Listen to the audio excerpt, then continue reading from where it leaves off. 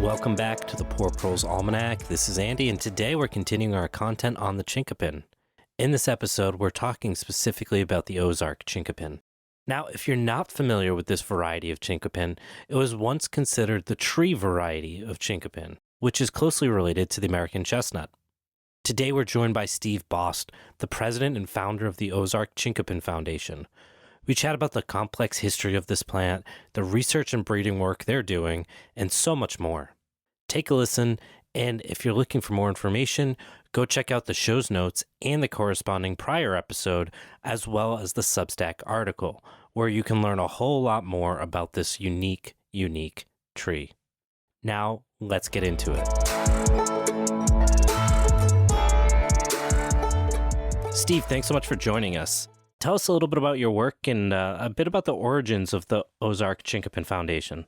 Okay. Well, thank you, Andy, first of all, for inviting me on. It's really good. The information's absolutely powerful. So I thank you. The trees can't talk. So thank you for them, though. Thank you. A little bit back to your question, though, about the origin of it.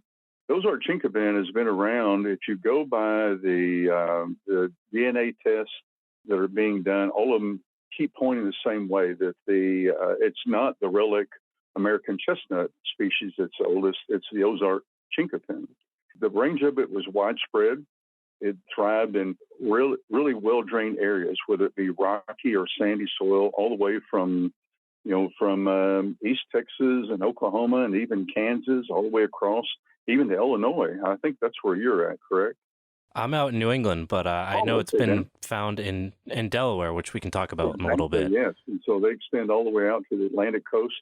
And so if you look at modern tree books, it shows a very small range, and it's so obscure now, most people don't even know anything about it. And so to understand the Ozark chinkapin, you have to first of all understand what happened to the American chestnut. So the Ozark chinkapin, their range extended all the way into where the American chestnut's at.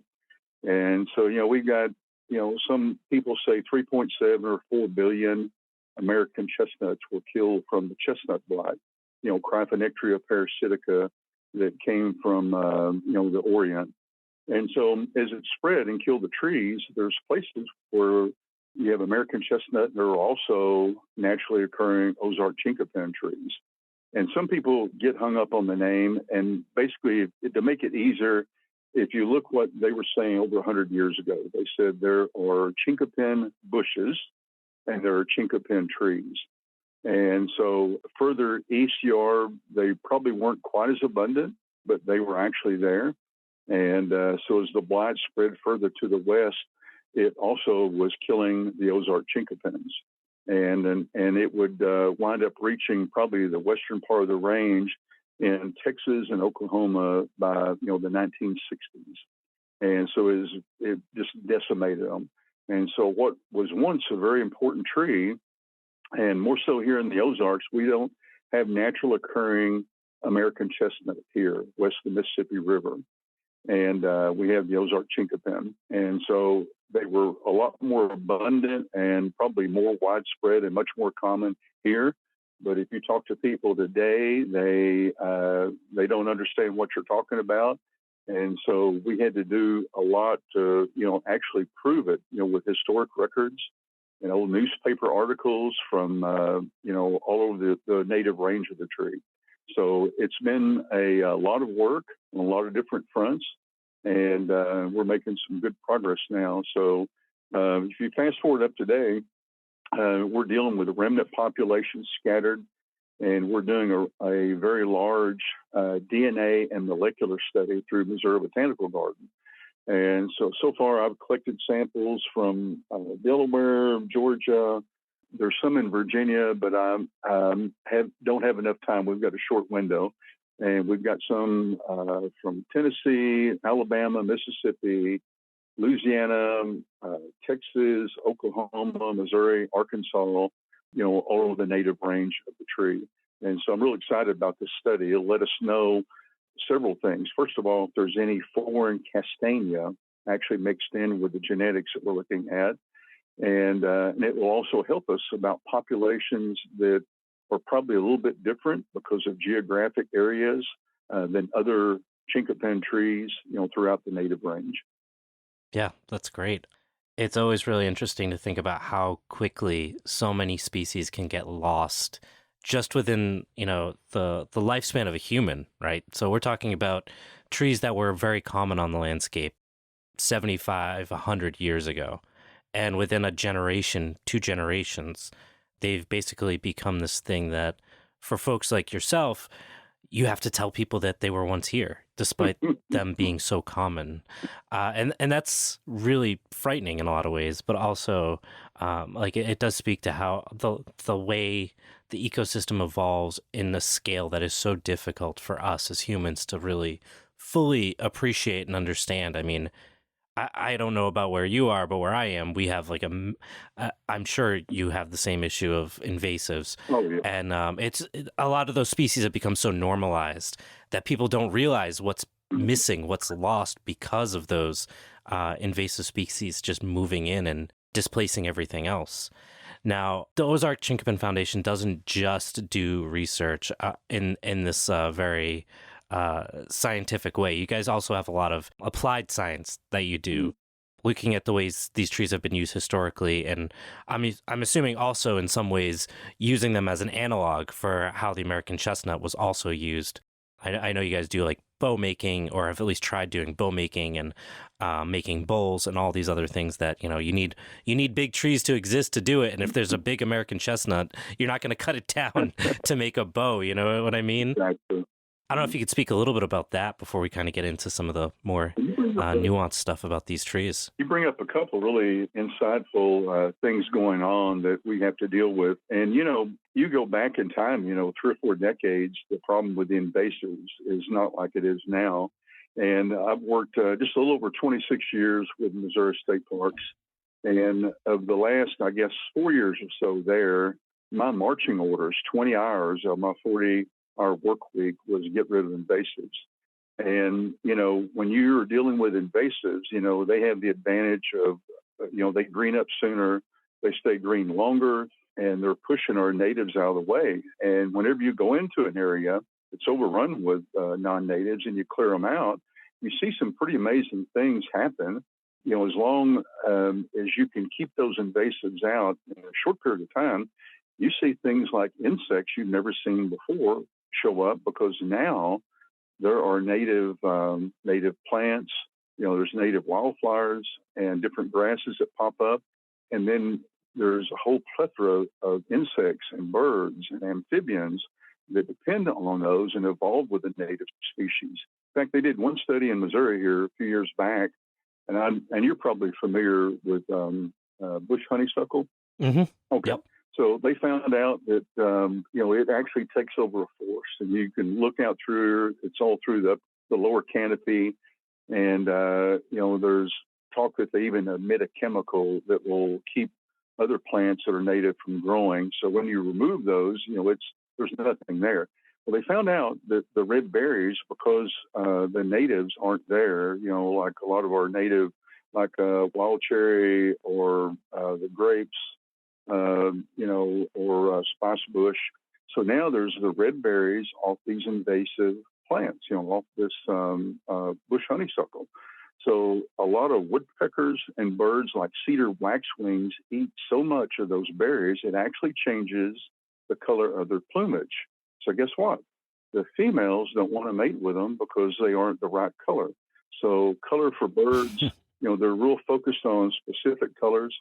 So populations are declining because of that, because of the new food source they're eating. And so there's little bitty things like that tie into it. That's why growing native is the way to go. These animals, these insects have evolved with them. And, and so when you put that back in place again, then you see some pretty amazing things take place. So the invasives is a big component that everyone deals with. And you go on the road and you look on both sides of the road, and today I'm going to say roughly 50% or more of what you see along roadsides are not native. They're invasive plants. They're not native. Mm-hmm. The scary thing with bush honeysuckle, like that we see here with hardy kiwi as well, is, most of the invasives, like you were just saying, tend to stay in those early succession spaces. Whereas when you start dealing with these shade tolerant invasives, it's a whole other animal. Hmm. It really is, yes.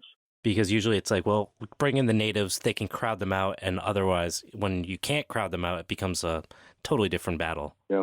And, and this is all, I'm glad we're having this conversation. This is a very interesting thing, with proliferation of trade and travel. We're the reason why these invasives are here, whether it's invasive insects or plants. But we also have the power to do something about it. And one really amazing thing that I see, and I'm glad to see this, and it is awakening and people understanding that, we need to restore our native plant species and also rare ecosystems that depend on those. And when you do, some pretty amazing things take place and happen. But there's a lot of people now that have the mindset that, I'm not going to buy this or plant this because it's not native. I'm going to go with something that's native.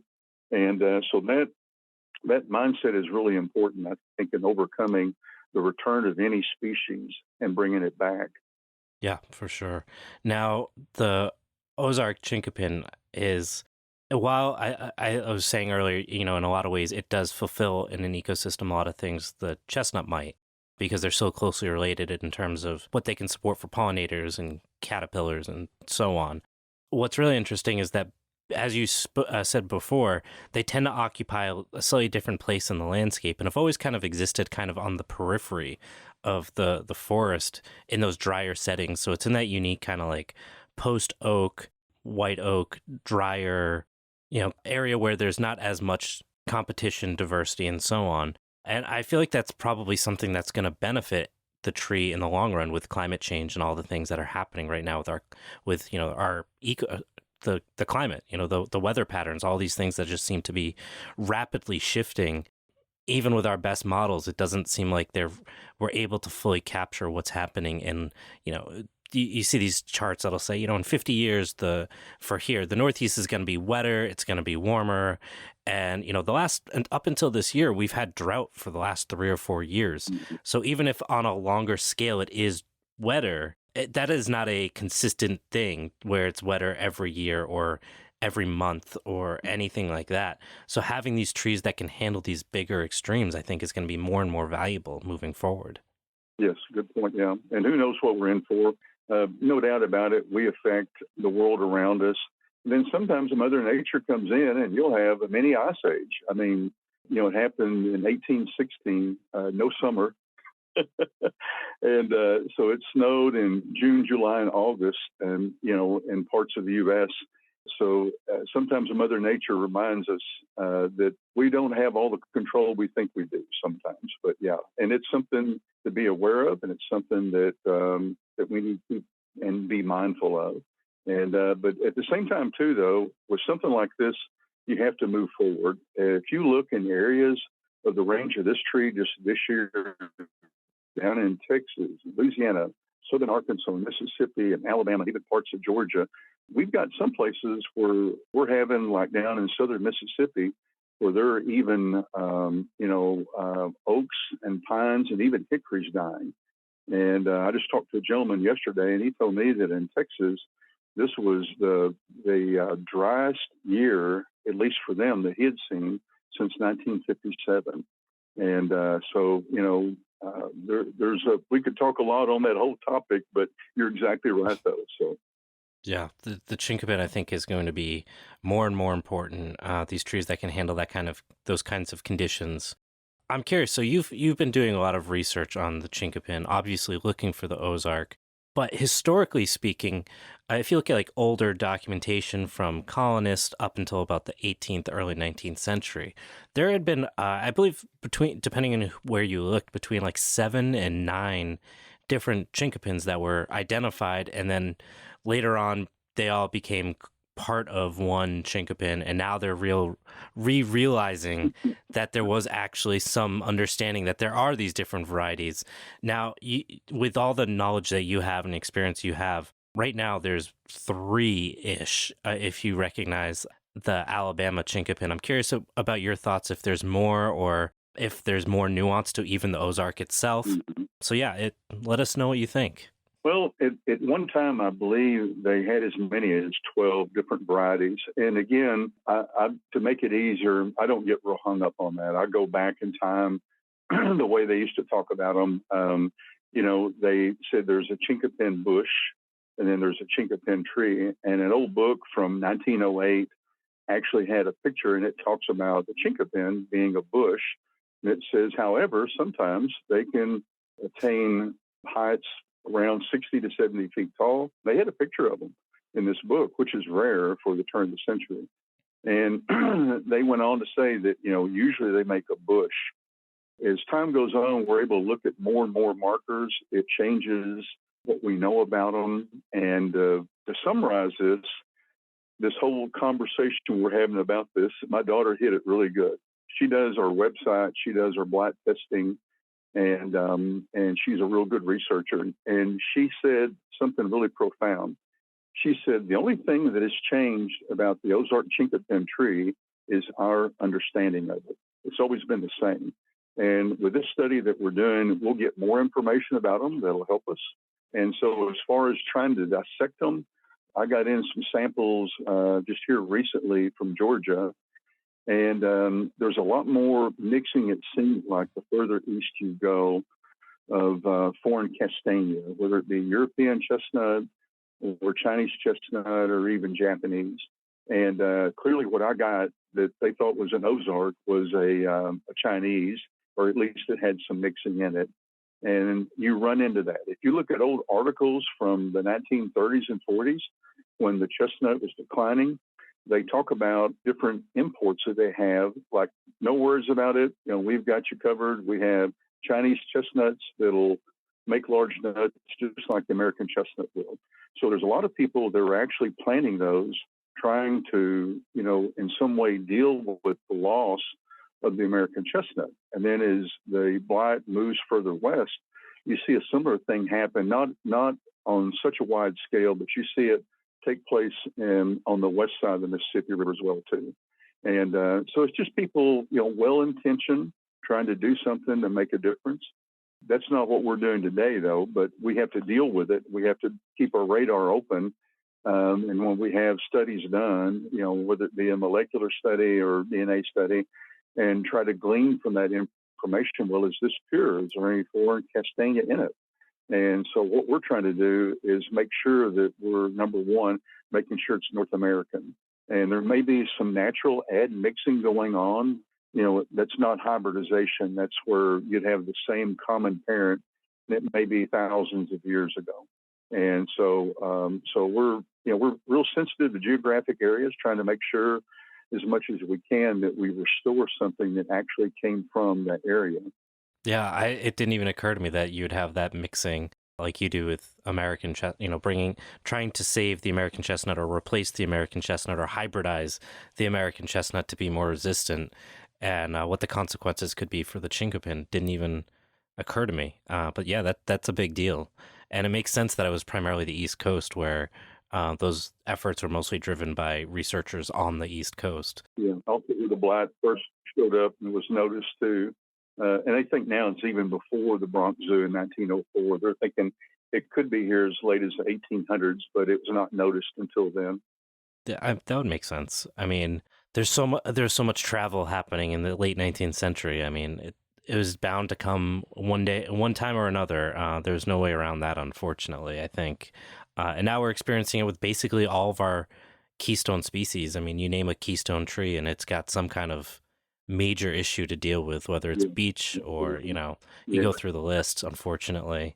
In terms of the Ozark chinkapin, I'm curious about your thought of whether or not it can return back to the landscape. I know it's more resistant to blight, and you guys are working on that. I'm really interested about kind of where do you see the Ozark 20, 50 years from now? Well, we already have blight resistance. In fact, we have blight resistance. It's taken 17 years to get where we're at now. And so through the blight testing that we've done, we at one time had about 9 to 11% better than Chinese chestnut, Castanea mellissima. And right now we're pushing around 28 to 30, 31% on some of our parent trees on resistance. And it's taken a lot of work. So we'll take one surviving tree and we'll cross pollinate it to another one. And then we will outplant those. And then, out of just ballpark figure, roughly 60% of the trees produced by doing what I just described with controlled pollination, they'll be like the parent tree. They'll have, good resistance like both parent trees will. And then 20% of them may have less resistance than the parent trees. But then another 20% may have higher resistance than either parent tree did. And so those are the ones that we focus on for the next crosses, and we repeat it again.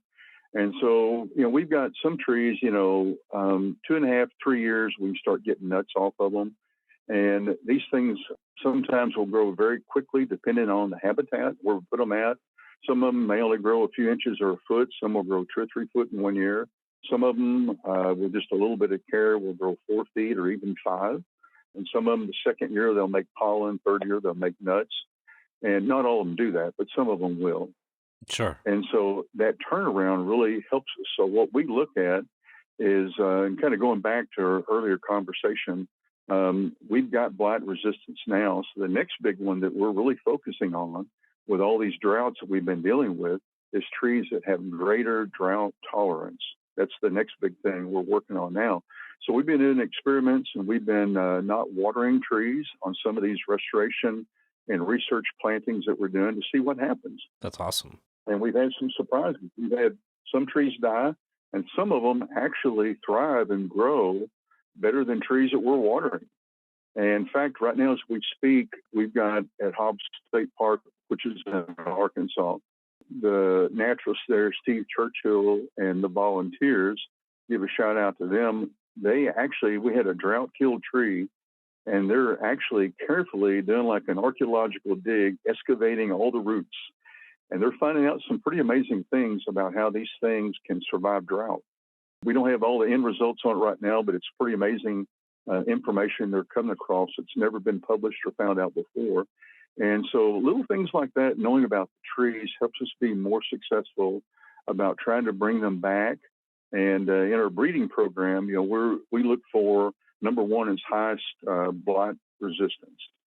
Then number 2 would be drought tolerance, and right with it would be early nut production and real rugged, fast growing, and be able to tolerate a lot of other things. And we deal, talking about invasives, these trees have to deal with Asiatic gold wasp, which has decimated a lot of chestnut trees. And we're actually immune to it. Sandra and Agnosticus did a study and found out that the Chinese chestnut and the Ozark chinkapin are immune to gall wasp damage. And so we've got that on our side. Then another bad one that we all have to deal with, any chestnuts, and this is the invasive Asiatic oak weevil. And so even though they attack oaks, they love chestnuts, and they really go after them.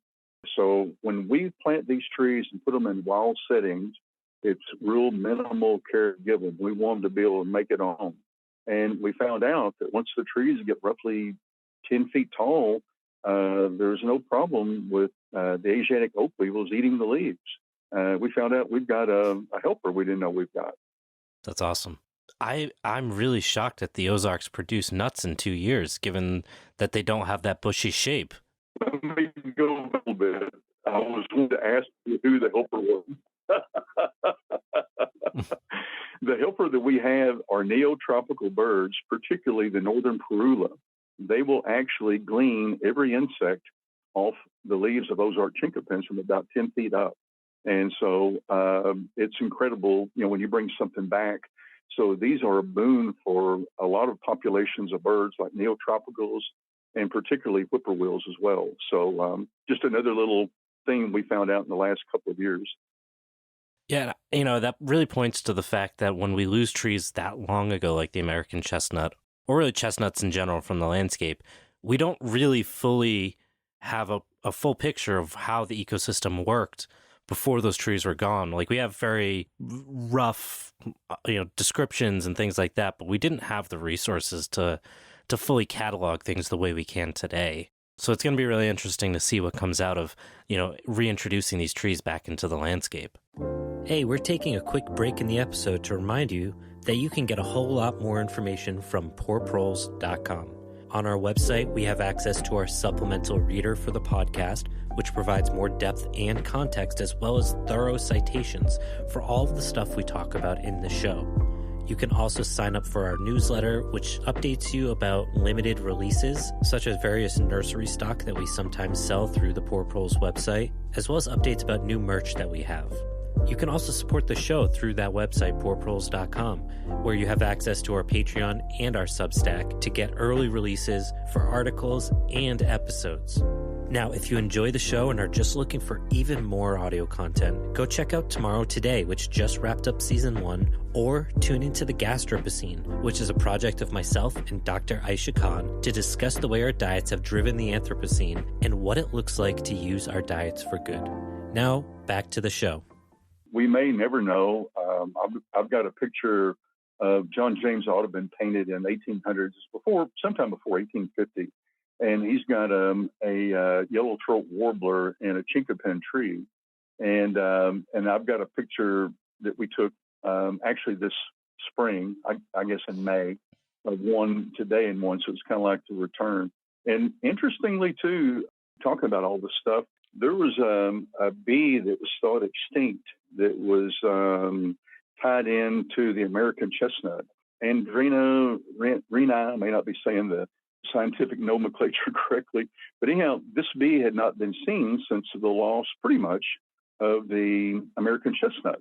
Well, about, I guess, over 2 years ago, 3 years, something like that, one of the head entomologists that studies bees actually found that bee in Connecticut, and it was not on an American chestnut, it was on an Ozark chinkapin tree.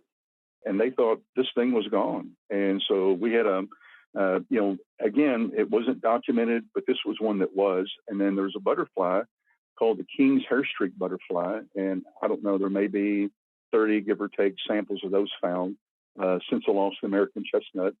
But this particular butterfly, though, unlike the bee, though, actually specialized in chestnuts and sourwood. And so where we're at west of the Mississippi River, there's only sourwood growing natively, occurring in part of Louisiana. And that butterfly was found near or in Mount Magazine, Arkansas. And so there's a lot that we don't know. There's a lot of pages waiting to be filled on the restoration of this tree. And it doesn't have to do just with the nuts. They're good to eat. Wildlife love them too. And they have a significant impact on the forest because they do make nuts every year. But there's a lot of empty pages waiting to be filled on the story of this tree and its comeback. Yeah. So are you eating any of those nuts or do you save them all? Yes, I eat some. I use them. The ones that we generally eat are the ones on the trees that don't have as high resistance. That's the way we decide which ones we will and which ones we want. And they're real sweet. They have a unique flavor. They're like a real sweet kind of almond, peanutty flavor, and the neatest aftertaste I've ever tasted. And they're packed full of protein, around a little over 15% protein, and right at 61% carbohydrates. And if you compare that, the protein is roughly double the American chestnut. They run 5 to 8% in protein.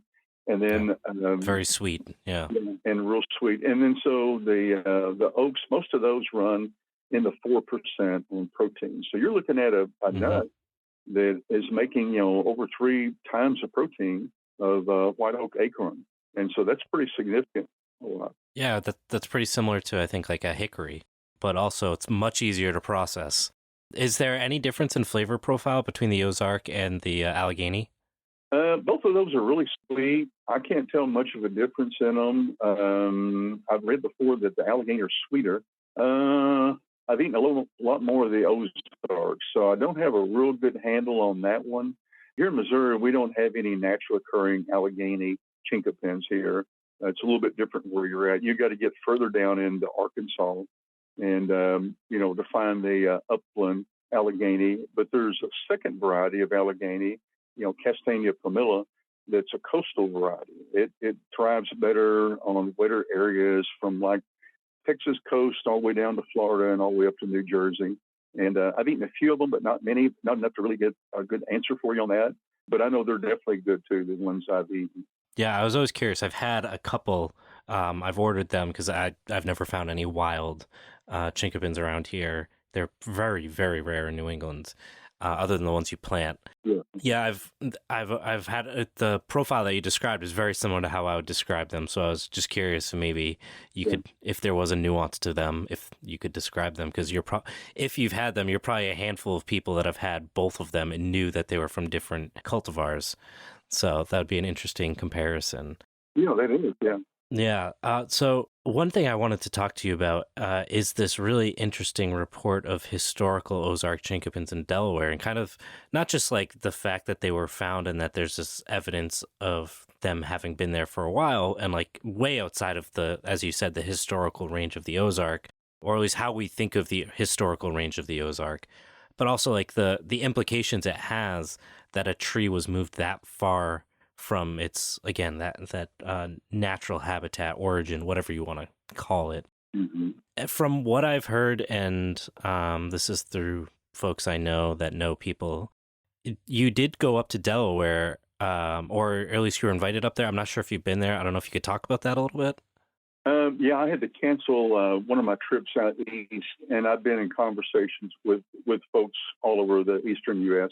And I will be going up there too, though. But kind of interesting, if you were to ask someone going along this lines, what was the native range of the American buffalo or bison, whichever you prefer to call it, what would your answer be? My answer is probably not a normal answer compared to most people, because of the research I do. But I think most people would assume the Midwest. The Midwest? Okay. And I invite you to watch a special by Ken Burns, put out October the 18th, called The American Buffalo. And I know this from historic research. I've got a degree in history and one science, both, in education. And so I love this stuff and dig into it. So they were actually all the way out to the eastern U.S., American buffalo, American bison, whichever you choose to call them. So if you ask most people that, they would say, no, they were, like you said, in the Midwest, or they were out west. Native Americans traveled out west to hunt them. And that's not the story. They were here and in great numbers. And the Native Americans, they burned to encourage more production of nut-bearing trees and grasslands for hoofed animals.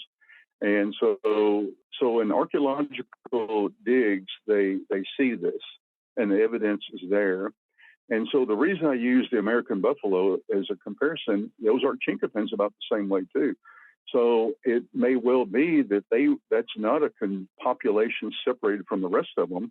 Their population extended all the way out there. And so if you look at the evidence from archaeological digs, radiocarbon 14 dating, if you go back 400 years before present or 6,000 years before present, Native Americans were utilizing them. And that goes all the way out to the Atlantic coast. So we keep finding more information. So I don't have a good answer for you if those were all by themselves, but I'm thinking since we have pictures and information and articles in newspapers, from the late 1800s, talking about chinkapins being in Maryland, talking about them being in Virginia, and some of these other states, North Carolina, it makes you wonder just how great the range actually was. So the same thing, like if you ask someone like American bison, where was the range at? People say, no way were they in New York. No way were they about where the District of Columbia is at today. But if you look at historic records and accounts, and you accept the fact that these people aren't making this up, it happened. And, when you research this, you find some more really interesting information. A lot of people wouldn't believe that in the original 13 colonies, some of them outlawed deer hunting because the deer population was declining so much because of overhunting. And the same thing happened to the American buffalo. And so a lot of times when you go back and you really dig and look at this information, and then you look at evidence and archaeological digs and trash pits, it will change what you actually think. And I'm going to say, and I can't find it, but I think somewhere in National Geographic, they did a thing about animal populations based on trash pits of Native Americans, and they said animal populations 1491, and it was really interesting about what they were finding, not just randomly, but enough where they were pretty confident about saying the populations of a lot of species, like the American buffalo, had larger ranges than what we today think, you know. And I think the Ozark chinkapin fits right in with it as well, too. The funny thing is, we talked about these native species that start to spring up when you return these trees to the landscape. The inverse also happens with the buffalo. I know Dr. Natalie Mueller had done some work with buffalo being rematriated with the landscape outside of New Orleans, somewhere in Louisiana. And what they found was when the buffalo would work through the landscape, suddenly, for whatever reason, the way the buffalo were working with the land, rolling in the ground, and on all these different things, they started to see new native species kind of come back that their seeds must have been in the seed bank, but they needed something specific to happen in the landscape that, for whatever reason, the buffalo, the bison was that, that piece that kind of whatever had to happen to those seeds happened, and they started seeing this rebirth of really rare native grasses and things like that, which is just like really beautiful and like a reminder that the landscape can recover if we allow it to. That's the key word, if we allow to. You're exactly right. That's encouraging to hear information like that. If you think about it, one of the biggest tragedies, besides the loss of like the American chestnut and the Ozark chinkapin, is the loss of all that real fertile prairie soil that took thousands of years with tall grass growing on it. Their roots go way down deep. Some people find it hard to believe, but some of them 12 feet, 14, 16 feet deep. And so the buffalo played an important part of that.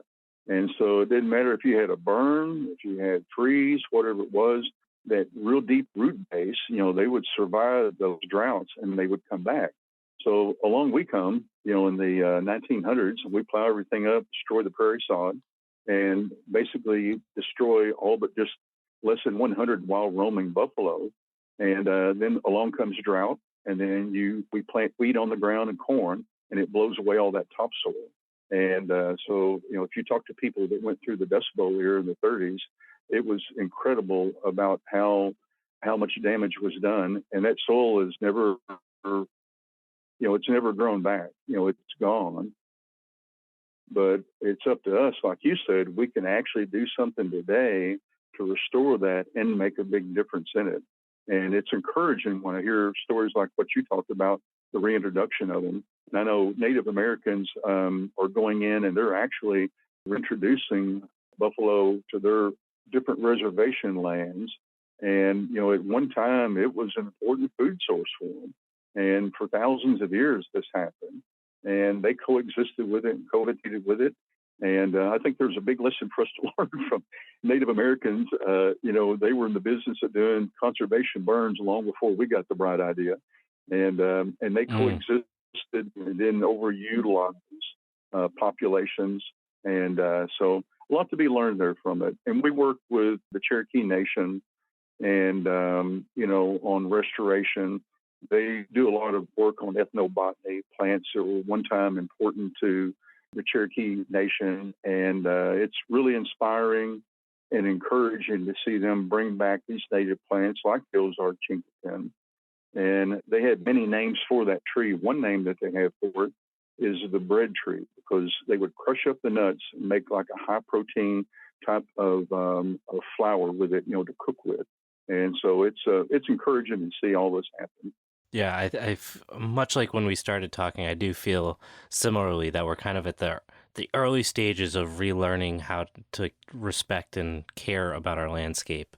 But that process is really slow, and conversations like this, learning the biggest challenge is always finding out the things you don't know. You don't know what you don't know, so how do you get there to learn those things? And that's kind of been a lot of what this whole project has been about. And you guys are doing really great work. I will say, so what we do typically is we have an episode and it's paired with a research episode, which is like fact-based, and then like a conversational piece like this. And the research-based episode, a lot of the research I did end up using stuff that you guys have on the Ozark Chinkapin Foundation website because you guys have an incredible catalog, especially of news articles and things like that, which are really fascinating to read because it's not just, it's really interesting to see how news reporting has changed.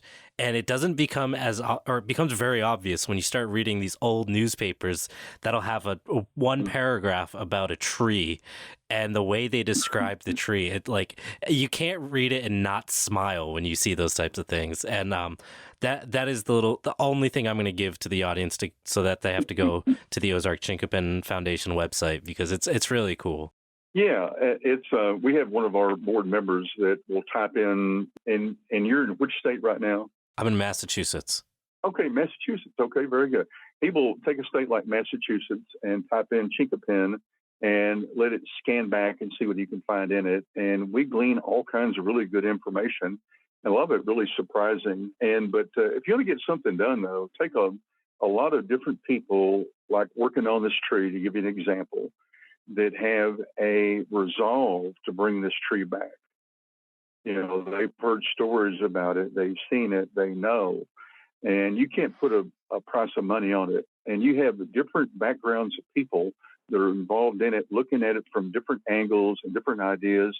You know, some looking at it from perspective historically, old newspaper articles, and others with the research, you know, cutting edge technology on research. And then you got boots on the ground, you know, where you get out there and are doing something with it. And you get a group of people together like that, and you can get huge things accomplished. And it's just amazing what we've done in a relatively short period of time.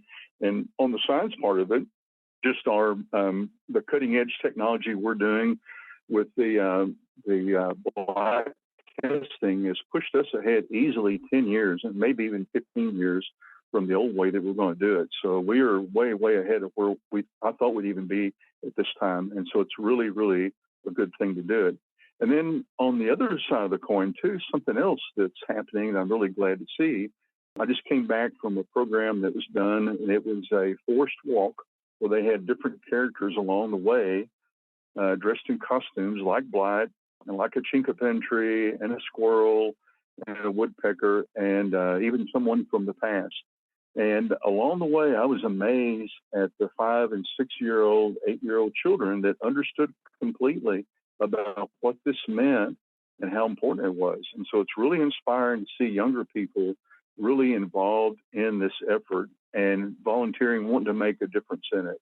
And I think that's something that we leave behind. It's important to know that what we're doing is something not just the wildlife will inherit, but also our children and future generations will inherit.